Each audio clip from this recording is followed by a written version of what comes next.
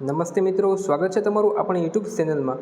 તો મિત્રો, આજના વિડીયોમાં આપણે વાત કરવાના છે કે જે મિત્રો આ પશુપાલન સહાય યોજના જે મિત્રો બહાર પાડવામાં આવેલી છે, તો મિત્રો આ પશુપાલન સહાયની અંદર મિત્રો ખાણ આપવામાં આવે છે, ખાણની સહાય આપવામાં આવે છે, પશુઓ માટે ખાણદાણ સહાય આપવામાં આવે છે।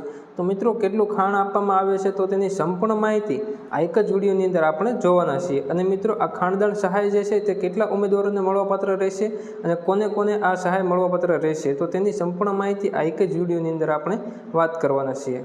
તો મિત્રો વધારે સમય નથી લેતા, વિડીયોની શરૂઆત કરીએ તે પહેલાં જો તમે અમારી યુટ્યુબ ચેનલની અંદર નવા હોય તો મિત્રો ચેનલને સબસ્ક્રાઈબ કરી દેજો અને બેલ નોટિફિકેશનને ઓન કરી દેજો, જેથી આવનારા વિડીયોની નોટિફિકેશન તમારા સુધી પહોંચતી રહે। અને મિત્રો આપણી વેબસાઇટ પણ બનાવેલી છે જેનું નામ છે sarkariknowledge.in। મિત્રો આ યોજનાની વધુ માહિતી માટે આપણી વેબસાઇટની પણ મુલાકાત લઈ શકો છો, જેની લિંક તમને આ વિડીયોના ડિસ્ક્રિપ્શનમાં મળી જશે, અથવા તો તમે ગૂગલમાં સર્ચ પણ કરી શકો છો sarkariknowledge.in। અને મિત્રો આપણું વોટ્સએપ ગ્રુપ પણ બનાવેલું છે જેની અંદર જોઈન થવા માટે આ વિડીયોના ડિસ્ક્રિપ્શનમાં તમને લિંક મળી જશે। તો જો હજી સુધી જોઈન ન કર્યું હોય તો વોટ્સએપ ગ્રુપ આપણું જોઈન કરી લેજો। તો મિત્રો વધારે સમય નથી લેતા, વિડીયોની શરૂઆત કરીએ।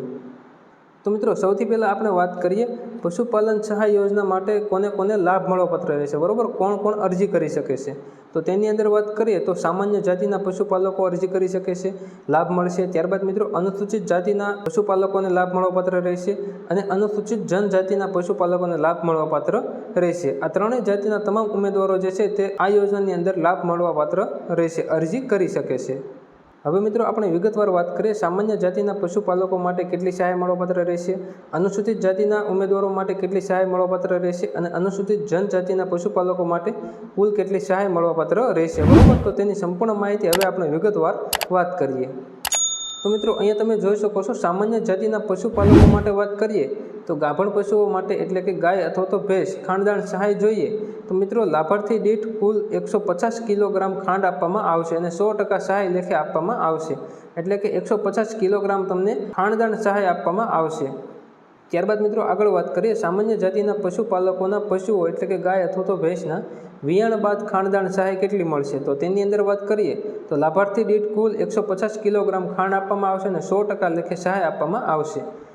ત્યારબાદ મિત્રો આગળ વાત કરીએ તો અનુસૂચિત જાતિના પશુપાલકોના ગાભણ પશુઓને એટલે કે ગાય અથવા તો ભેંસ માટે ખાણદાણ સહાય કેટલી મળશે, તો તેમાં પણ મિત્રો લાભાર્થી દીઠ કુલ 150 કિલોગ્રામ ખાણદાણ આપવામાં આવશે અને 100% સહાય લેખે આપવામાં આવશે। મિત્રો 150 કિલોગ્રામ ખાંડ જે છે તે દરેક ઉમેદવારોને આપવામાં આવશે, દરેક પશુપાલકોને આપવામાં આવશે। તો સહાય જે છે તે મિત્રો સેમ જ રહેશે, બરાબર, સરખી જ રહેશે। ત્યારબાદ મિત્રો આગળ વાત કરીએ તો અનુસૂચિત જાતિના પશુપાલકોના પશુઓ ગાય અથવા તો ભેંસના વિયાણ બાદ ખાનદાણ કેટલું આપવામાં આવશે, તો તેને પણ મિત્રો સરખું જ આપવામાં આવશે, લાભાર્થી દીઠ 150 કિલોગ્રામ ખાણદાણ આપવામાં આવશે, 100% લેખે સહાય આપવામાં આવશે। ત્યારબાદ મિત્રો અનુસૂચિત જનજાતિના પશુપાલકોના ગાભણ પશુઓને ગાય અથવા તો ભેંસ ખાણદાણ સહાય કેટલી મળશે, તો તેમાં પણ મિત્રો સેમ જ રહેશે, લાભાર્થી દીઠ કુલ 150 કિલોગ્રામ ખાણ આપવામાં આવશે અને 100% લેખે સહાય આપવામાં આવશે।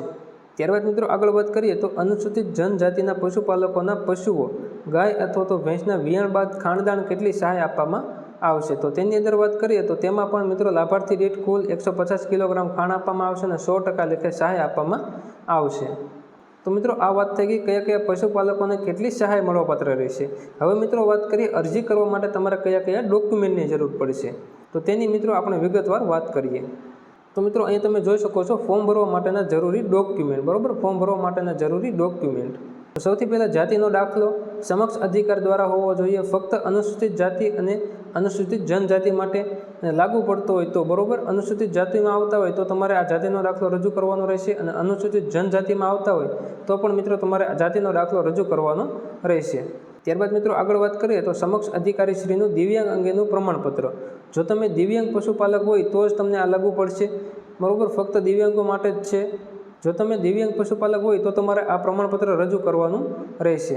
ત્યારબાદ મિત્રો આગળ વાત કરીએ તો બારકોડેડ રેશન કાર્ડ જો લાગુ પડતું હોય તો તમારી પાસે જો બારકોડવાળું રેશન કાર્ડ હોય તો તમારે અહીંયા રજૂ કરવાનું રહેશે। ત્યારબાદ મિત્રો આગળ વાત કરીએ તો કૃત્રિમ બીજદાન એટલે કે કુદરતી સંવર્ધન રીતે પશુ મેળવ્યાનું પ્રમાણપત્ર જો હોય તો અહીંયા તમારે રજૂ કરવાનું રહેશે। ત્યારબાદ મિત્રો પશુઓના ગર્ભ પરીક્ષણ અંગેનું પ્રમાણપત્ર અહીંયા તમારે રજૂ કરવાનું રહેશે અને સરકાર માન્ય ફોટાવાળું ઓળખ પ્રમાણપત્ર પણ અહીંયા તમારે રજૂ કરવાનું રહેશે। અન્યથા મિત્રો તમારે એક આધાર કાર્ડ, મોબાઈલ નંબર અને મિત્રો ઈમેલ એડ્રેસ એટલું મિત્રો તમારે અહીંયા ડોક્યુમેન્ટની અંદર હાજર રાખવાનું રહેશે। તો તો મિત્રો આ વાત કરી સંપૂર્ણ ઓનલાઈન ફોર્મ ભરવા માટેના સંપૂર્ણ ડોક્યુમેન્ટની. હવે મિત્રો આપણે આગળ વાત કરીએ તો અરજી તમારે કઈ જગ્યાએ કરવાની રહેશે, ઓનલાઈન ફોર્મ તમારે કઈ જગ્યાએ ભરવાનું રહેશે, તો તેની સંપૂર્ણ માહિતી આપણે વિગતવાર મેળવીએ. તો મિત્રો અહીં તમે જોઈ શકો છો ઓનલાઈન અરજી ક્યાં કરવી. ઓનલાઈન અરજી જે છે તે મિત્રો તમારે આઈ ખેડૂતના પોર્ટલ ઉપર કરવાની રહેશે, બરોબર. આ એક વેબસાઇટ છે આઈ ખેડૂત પોર્ટલ. આ વેબસાઇટમાં જઈને તમારે ઓનલાઈન અરજી કરવાની રહેશે. અન્યથા મિત્રો તમે sarkari-knowledge.in મિત્રો આ આપણી વેબસાઇટ છે. આ વેબસાઇટની અંદર તમને સંપૂર્ણ માહિતી મળી જશે કે ઓનલાઈન તમારે ઘરે બેઠા ફોર્મ કેવી રીતે ભરવું તેની સંપૂર્ણ માહિતી. અને મિત્રો આઈ ખેડૂત પોર્ટલની લિંક પણ તમને આ વેબસાઇટમાં આપેલી છે. તો જો મિત્રો તમારે વેબસાઇટની મુલાકાત લેવી હોય તો મિત્રો તમને આ વિડીયોના ડિસ્ક્રિપ્શનમાં પણ મળી જશે, અથવા તો મિત્રો તમે ગૂગલની અંદર અથવા તો ક્રોમ બ્રાઉઝરની અંદર સર્ચ પણ કરી શકો છો sarkari-knowledge.in. આટલું સર્ચ કરશો એટલે મિત્રો આપણી વેબસાઇટ સૌથી પહેલાં આવી જશે.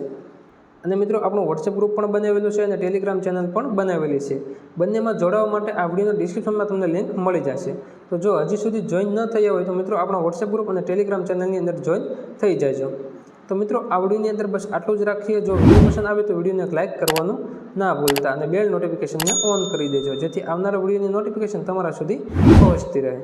તો મિત્રો હવે મળીએ આગળના વિડીયોમાં. ત્યાં સુધી જય હિન્દ, વંદે માતરમ.